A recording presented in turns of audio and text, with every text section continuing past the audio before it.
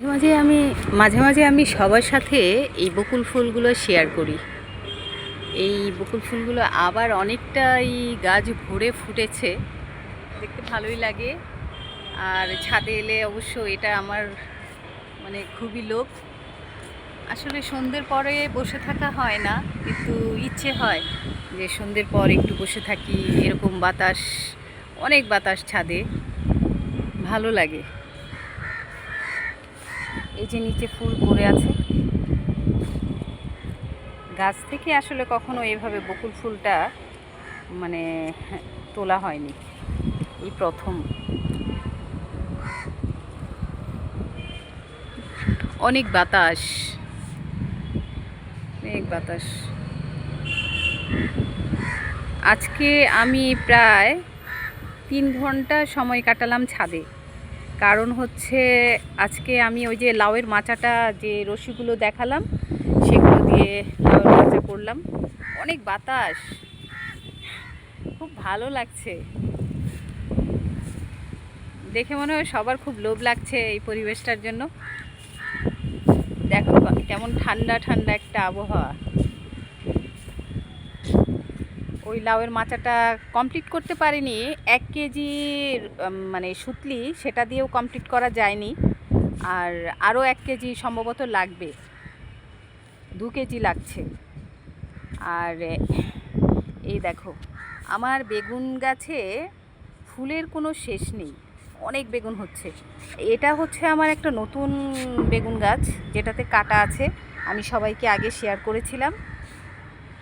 এই কাটা গাছটা আমার ছাদে নতুন, এখনও এটার বেগুন আমি খাইনি, হয়তো সম্ভবত বেগুনি কালার। আর আমার আগে যে বেগুনগুলো ছিল সেগুলো সবুজ। আর এই যে এখানে আমার এই জবা গাছটা লুকিয়ে রাখা, কারণ আমার ছাদ থেকে ফুল চুরি হয়ে যায়।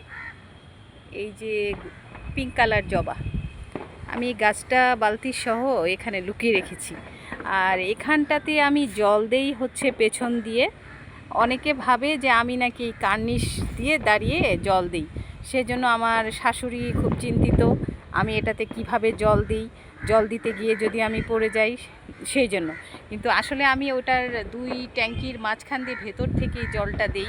হয়তো কাছ থেকে দেওয়া হয় না, একটু ছিটিয়ে দেওয়া হয় জলটা ভেতর থেকে। আর এখানে আমি একটা টমেটো গাছ এনে রেখেছি, কারণ হচ্ছে একটা গাছ, ওখানে অনেকগুলো গাছ একসাথে হয়ে গেছে, তো সেজন্য এটা এখানে আমি সরিয়ে নিয়ে এসেছি।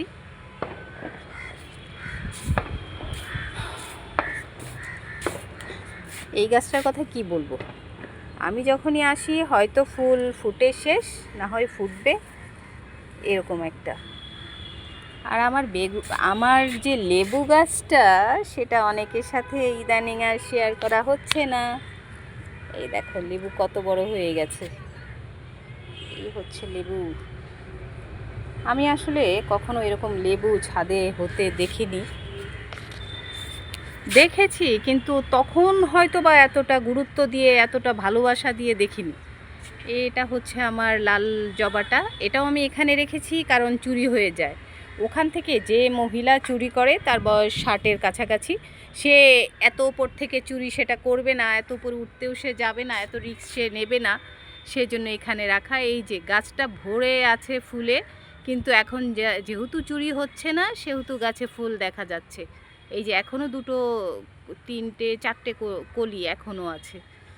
আর এই যে দেখো, আমার বেগুন গাছে যে এত এত ফুল, সেটা আসলে না দেখালে কেউ বিশ্বাস করবেই না। আর এই যে বেগুনও আছে, এটা আমার আগের গাছগুলো, পুরাতন গাছগুলো।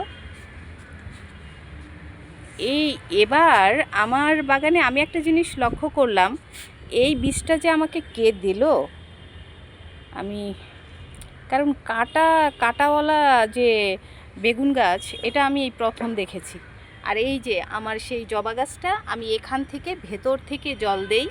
এই যে নিচে ফুল পড়ে আছে, পিঙ্ক কালার জবা, আমি এই ভেতর থেকে জল দেই। কিন্তু আমার শাশুড়ি মা ভাবছে যে আমি হয়তো ওই বাহির থেকে কার্নিশ দিয়ে জল দিই, সেই জন্য উনি খুব টেনশানে আছে যে সব গাছ ছাদ থেকে ভেতরে মাঝখানে রাখার জন্য ওই আমি নাকি কিনারে গিয়ে জল দেই, যে কোনো সময় অ্যাক্সিডেন্ট হয়ে যেতে পারে।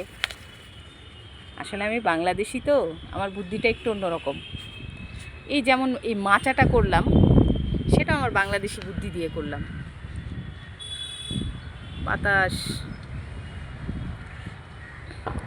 আসলে আমার এই যে এই ভালো লাগার যে বিষয়টা ছাদের, সেটা আমি আসলে কারো সাথে মানে হয়তো অনেকের কাছে সেটা পাগলামি মনে হয়, কিন্তু আমি এই ভালো লাগাটা আমি ওরকমভাবে হয়তো প্রকাশ করতে পারছি না, কিন্তু আমার কাছে সবচেয়ে ভালো লাগে আমার ছাদে যে সময়টা আমি কাটাই সেটা।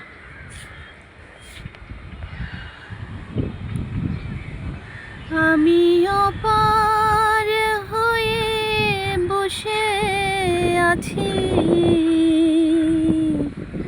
ওহে